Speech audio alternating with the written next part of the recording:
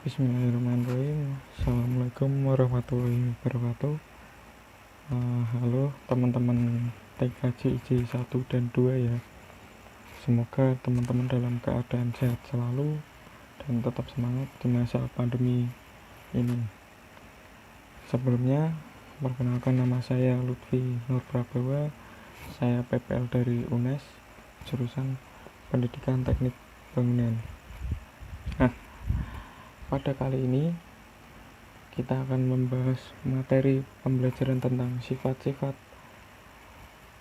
pesawat berkenaan dengan perancangan lapangan udara nantinya. Apa sih itu perencanaan lapangan udara? Perencanaan lapangan udara itu merupakan materi kembangan dari mata pelajaran teknik pelaksanaan dan pengawasan pekerjaan jalan. Lalu di dalam materi ini kita mempunyai kompetensi dasar, yaitu prosedur perkerasan jalan, baik itu perkerasan jalan lentur dan kaku. Di dalam materi ini ada lagi materi tentang perkerasan jalan bandara. Ini ada juga perkerasan jalan yang lainnya yang teman-teman udah pelajari, konsepnya sama. Ini cuman kita dengan berat yang berbeda dengan jalan pada umumnya. Selanjutnya, sebelum merancang sebuah lapangan terbang lengkap dengan fasilitasnya, dibutuhkan pengetahuan sifat-sifat pesawat terbang secara umum. Dalam operasi penerbangan di Indonesia, pesawat mempunyai kapasitas yang bervariasi, mulai dari yang kapasitas 10 penumpang sampai hampir 400 penumpang. Itu tergantung dari besar kecilnya pesawat. Tetapi perlu diingat bahwa besar kecilnya pesawat bisa sama, tapi nanti tergantung dari settingan kursi. Pada materi kali ini nanti kita akan membahas juga tentang penambang pesawat. Penambang pesawat itu di dalamnya ada membahas tentang panjang pesawat, terus tinggi pesawat, lalu juga lebar sayap pesawat. Nanti kita akan mempelajari tentang berat pesawat, terus kapasitas angkut pesawat, lalu konfigurasi roda pesawat, entah itu dari single gear, dual gear, atau dual tandem gear.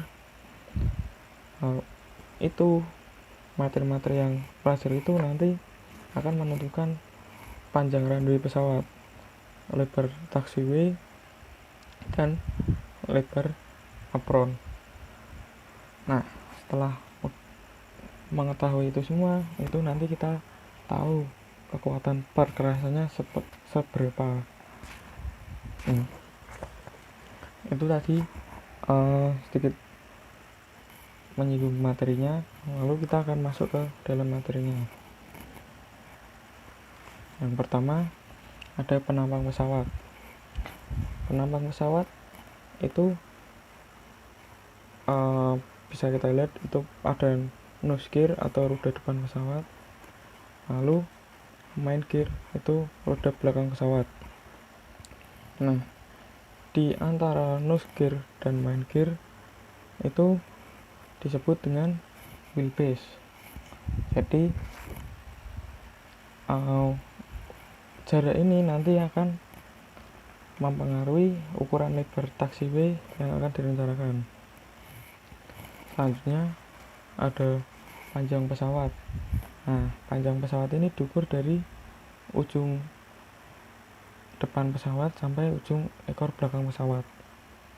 Ini juga nanti mempengaruhi dimensi apron.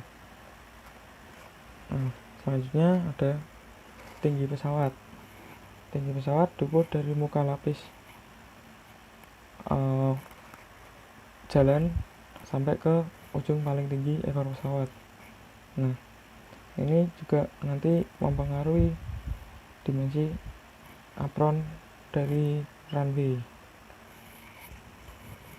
Selanjutnya ada wheel tread,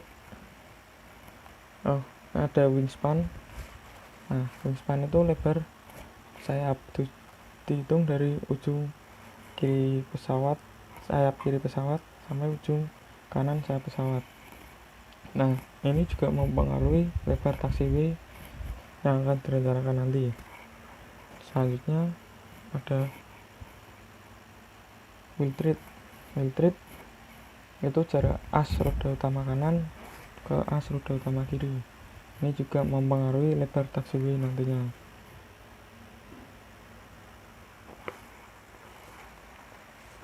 Selanjutnya ada bagian-bagian pesawat. Bagian-bagian pesawat itu ada beberapa. Yang pertama itu mesin. Nah, ini kita ambil contoh di mesin baling-baling, pesawat mesin baling-balingnya. Yang kedua ada sayap. Yang ketiga ada aileron. Keempat flap. Selanjutnya ada fuselage, terus rudder dan elevator. Fungsi sayap itu untuk menahan pesawat agar tetap di udara. Selanjutnya fungsi aileron itu pengendali rolling sama flap, jadi untuk membantu daya angkat saat pesawat mau take off dan untuk turun ke landasan. Terus fuselage itu badan pesawat, itu memberikan kapasitas pesawat, nanti tiap pesawat beda-beda. Terus rudder itu pengendali pesawat saat di udara, jadi untuk belok kanan kiri ya, tapi secara tidak langsung, jadi secara lembut. Terus ada elevator. Elevator itu untuk bergerak naik turunnya pesawat saat di udara. Terus selanjutnya ada konfigurasi roda pesawat. Nah, pada tipe-tipe pesawat mempunyai konfigurasi roda pesawat yang berbeda-beda. Ini ada konfigurasi roda pesawat single wheel gear, dual wheel gear, dan dual tandem wheel gear. Nah, pada single wheel gear ini ambil contoh pesawat Douglas DC-9 dan Boeing 737, Boeing 727 dengan tekanan roda sekian. Itu juga berlaku di tipe pesawat yang ada konfigurasi rodanya dual wheel gear, dual tandem wheel gear. Nah, ini contoh pesawat single wheel gear, rodanya cuma 2 di kanan kiri. Nah, ini ambil contoh Boeing 737.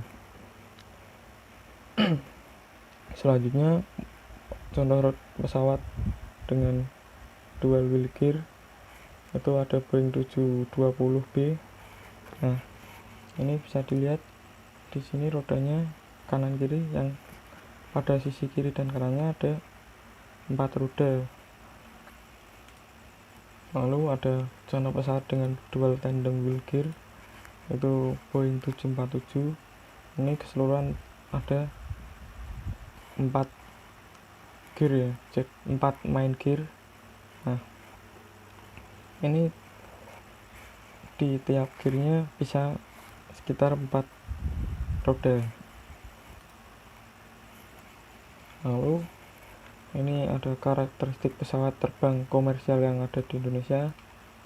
Saya ambil contoh beberapa. Ada pesawat Douglas, Boeing, Airbus. Nah, ini contoh pesawat Douglas seperti ini. Terus ini Boeing, dan ini pesawat Airbus. Nah, setiap jenis pesawat mempunyai karakteristik yang berbeda-beda, baik lebar sayap atau wingspan, panjang pesawat atau length, terus wheelbase, wheel track atau wheel tread, sampai ke panjang lantai pacu minimal. Nah, ini sudah ditentukan karakteristik pesawatnya. Nah, nanti untuk struktur take off, struktur landing itu berpengaruh juga ke panjang landasan. Jadi ini tidak mutlak panjang landasan pacunya segini. Jadi bisa berubah-ubah sesuai dengan kriteria yang ada di bandara tersebut. Selanjutnya ada macam-macam istilah berat pesawat. Jadi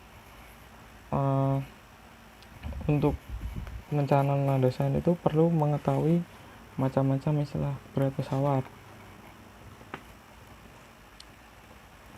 Selama lepas landas, taxiing dan sebagainya. Nanti itu untuk perkerasan di taxiway, apron dan runway. Nah, macam-macam pengertian berat pesawat. Yang pertama ada operating weight empty, pilot, zero fuel weight, maximum run weight, maximum structural landing weight, dan maksimum struktural take off weight. Nah, apa itu operating weight empty? Operating weight empty adalah berat dasar pesawat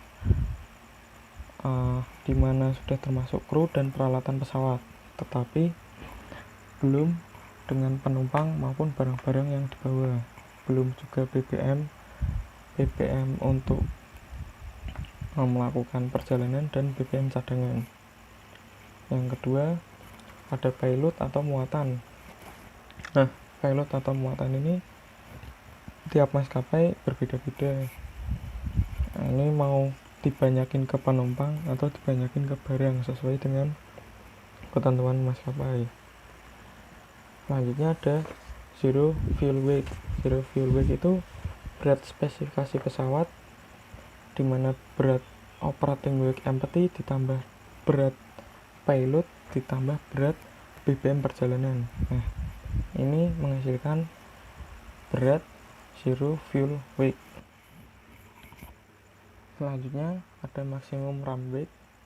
Maximum run weight itu adalah berat dari operating weight empty ditambah payload ditambah zero fuel weight ditambah BBM cadangan. Nah, itu nanti mempengaruhi ke maksimum structural landing, karena berat landing pesawat maksimal itu dari operating weight empty ditambah payload ditambah zero fuel weight.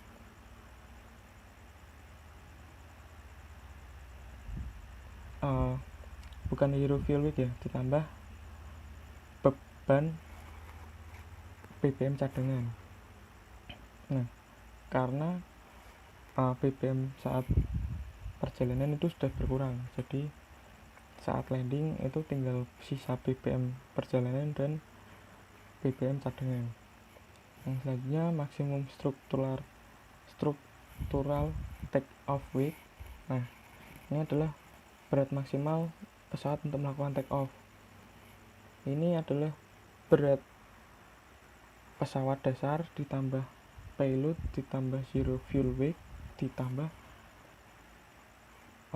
berat BBM cadangan, atau bisa dianggap maksimum structural take off itu tidak boleh dilebihi dari maksimum run weight, karena kalau maksimum run weight-nya lebih dari maksimum structural take off weight, maka pesawat gagal lepas landas.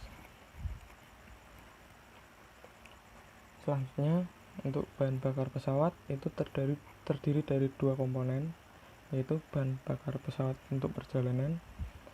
Yang selanjutnya bahan bakar pesawat cadangan untuk menerbangi lapangan terbang alternatif apabila bandara yang dituju ada kendala atau tidak memungkinkan untuk landing ke bandara yang dituju, maka ada perhitungan berat bahan bakar cadangan untuk menuju ke bandara alternatif.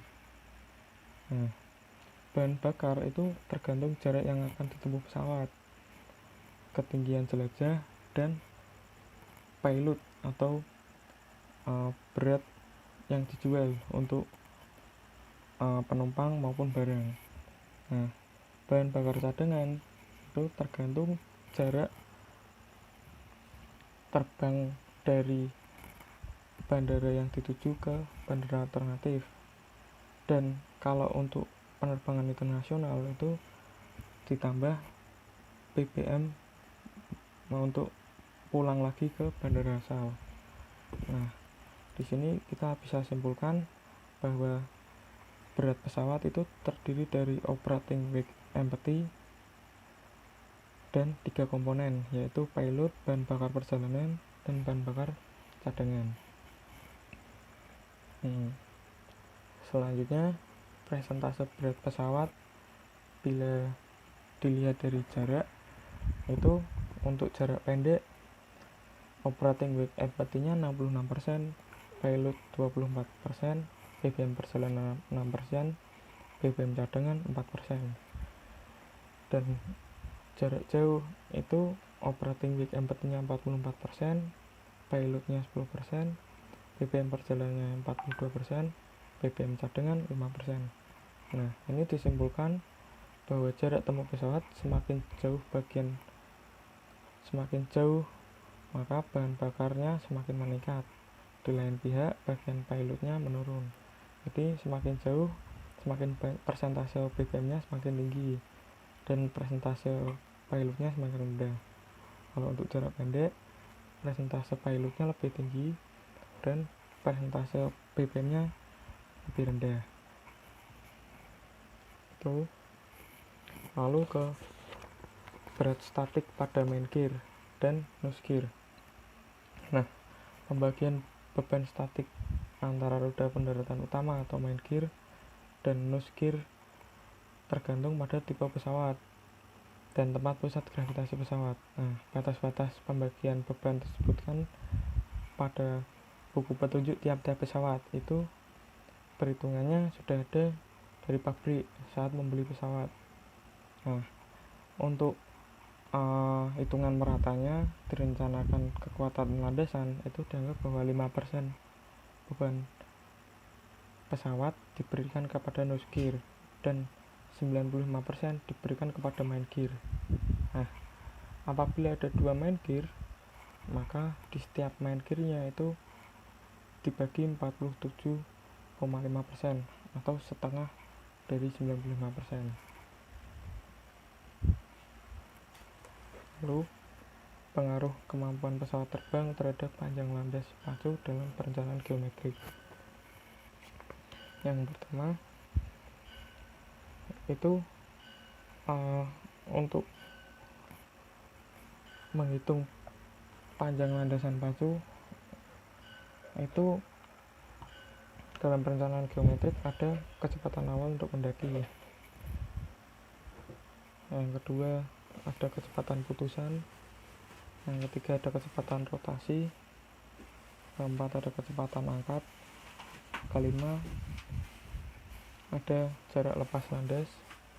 6, take off run. Lalu accelerate stop distance.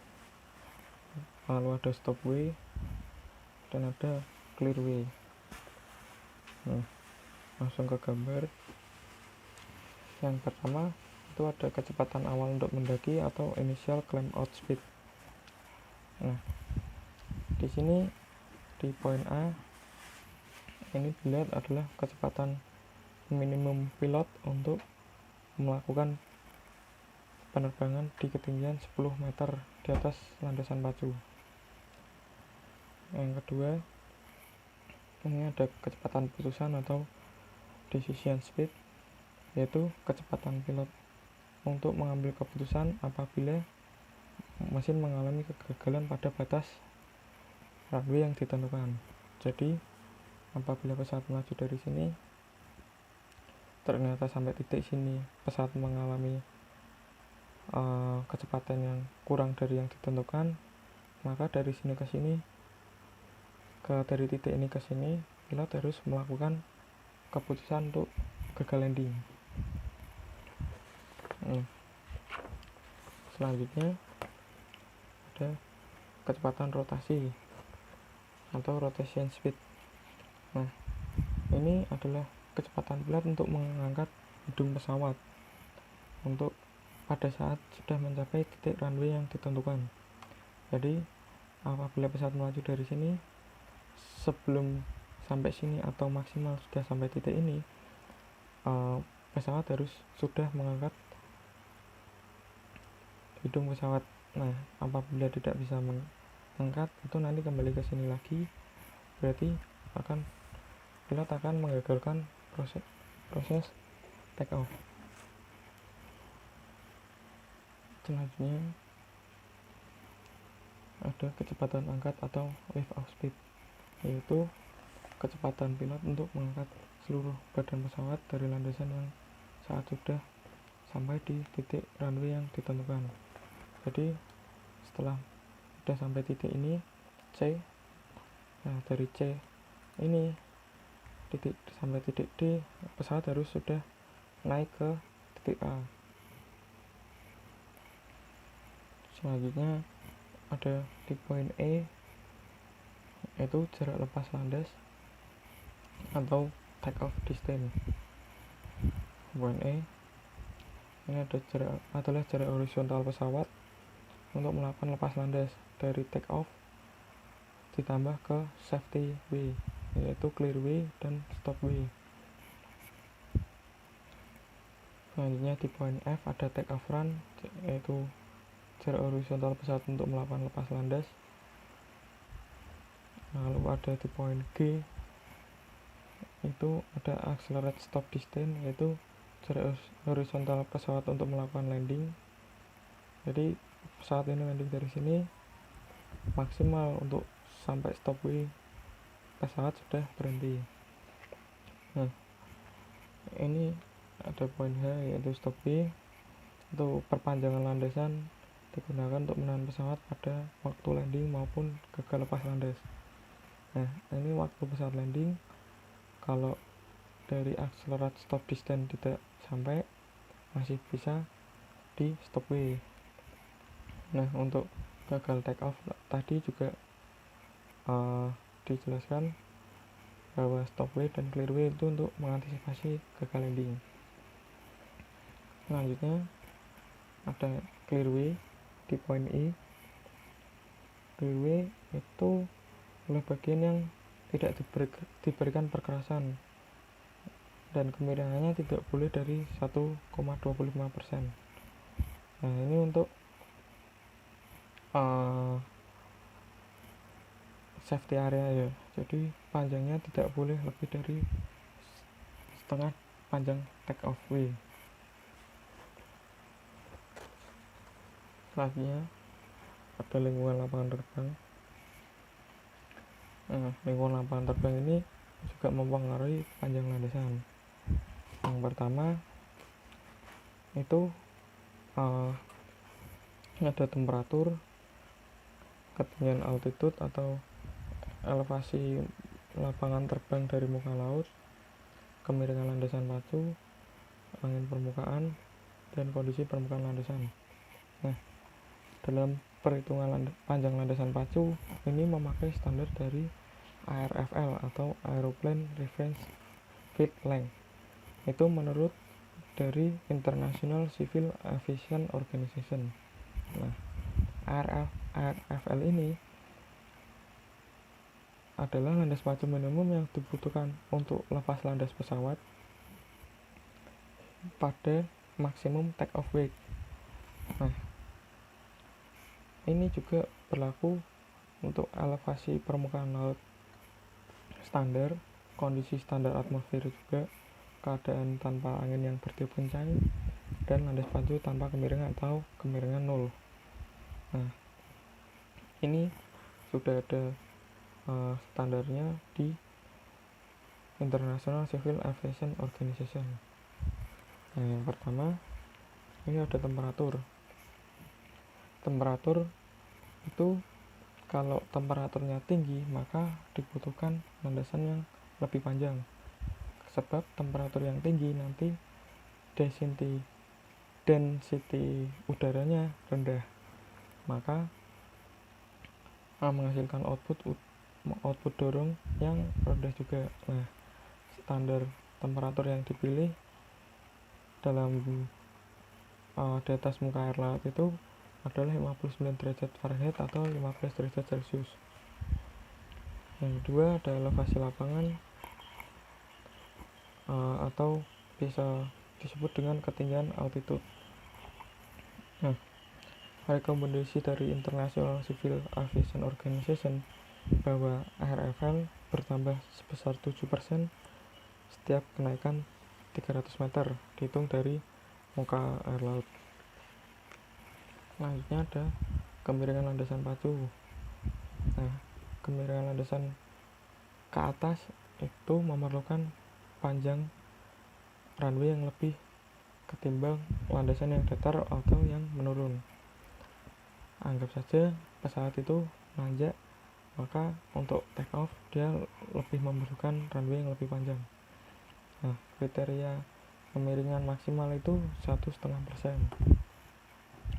Selanjutnya ada angin permukaan. Angin permukaan landasan itu jika yang bertiup adalah angin haluan atau headwind, itu landasan pacunya lebih pendek ketimbang angin yang bertiup pada daerah itu adalah angin buritan atau tailwind.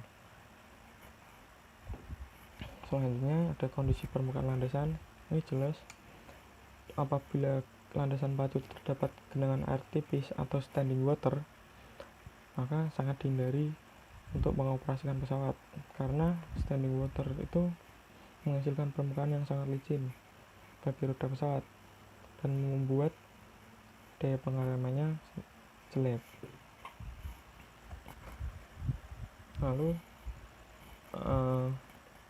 ini untuk contoh menghitung RFL atau Aeroplane Reference Field Leg atau panjang landasan pacu. Nah, kita ambil contoh panjang landasan pacu. Nah, itu 3 kilo 200 meter. Nah, elevasi muka air lautnya itu 120 meter di atas muka laut. Temperatur lapangannya 28 derajat Celcius. Kemiringan landasan pacu 0,6%. Nah, berapakah panjang landas pacu bila pesawat take off di RFL? Nah, ini hitungnya seperti ini. FE itu dilihat tadi ada di elevasi lapangan. Nah, FT itu temperatur, kemiringan landasan pacu itu Fs. Nah, dengan elevasi 120 ini dimasukkan, lalu FT temperaturnya itu 28 derajat Celcius ini dimasukkan, lalu dengan kemiringan 0,6 dimasukkan, maka RFL itu dari panjang landasan pacu dibagi elevasi dikali temperatur dan kemiringan, maka ketemu RFL nya 2618 meter. Selanjutnya ada Aerodrome Reference Code. Aerodrome Reference Code ini dipakai oleh International Civil Aviation Organization untuk mempermudah membaca karakteristik kemampuan pesawat dan ukuran-ukuran pesawat. Nah, pada kode elemen 1 RFL itu dikodekan 1, 2, 3, 4. Nah, kode 1 itu panjang landasan kurang dari 800 meter, tapi 800 meter tidak termasuk. Nah, berlaku untuk kode 2 1800 meter sampai kurang dari 1200 meter. Nah, ketiga 1200 meter sampai kurang dari 1800 meter dan seterusnya. Nah, kode elemen 2 ini ada A, B, C, D, E. Nah, ini menggunakan lebar sayap dan jarak terluar dari main gear. Nah, yang kode A itu lebar sayap pesawat kurang dari 4,5 meter. Nah, yang B itu 15 meter sampai kurang dari 24 meter dan berlaku seterusnya. Selanjutnya ada langkah-langkah perhitungan panjang landasan menurut FAA dan International Civil Aviation Organization. Nah, FAA itu juga standarisasi internasional, yaitu Federal Aviation Administration. Nah, ini langkah-langkah perhitungan untuk melayani pesawat dari kota A ke kota B. Yang pertama ada menentukan dari operating weight empty dari pesawat. Kita ambil dari flight manual. Nah, itu kan nanti tiap pesawat beda-beda. Yang kedua menentukan payload. Terus yang ketiga menentukan BPM cadangan, yaitu dari kota A ke kota B. Nah, cadangannya itu ke bandara mana, ke kota C, maka menentukan BPM cadangan.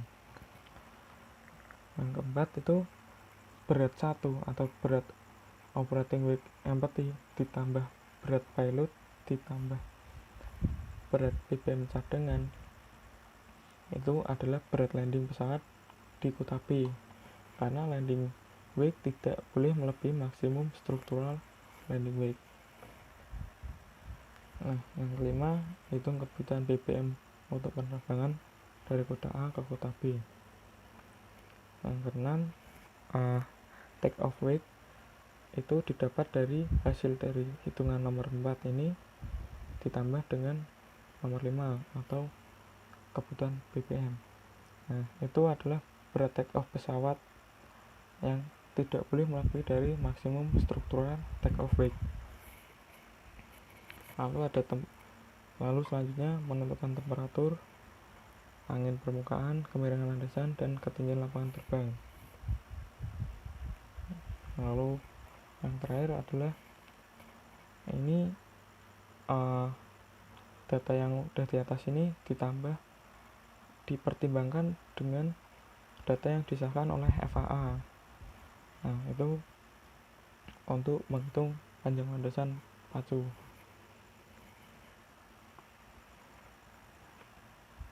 Terima kasih, kita sudah mencapai ujung dari slide untuk pertemuan pada kali ini. Apabila ada pertanyaan atau materi yang kurang paham, bisa ditanyakan pada waktu tatap muka besok yang kita tentukan ya. Terus tetap semangat, selalu jaga kesehatan. Wassalamualaikum warahmatullahi wabarakatuh.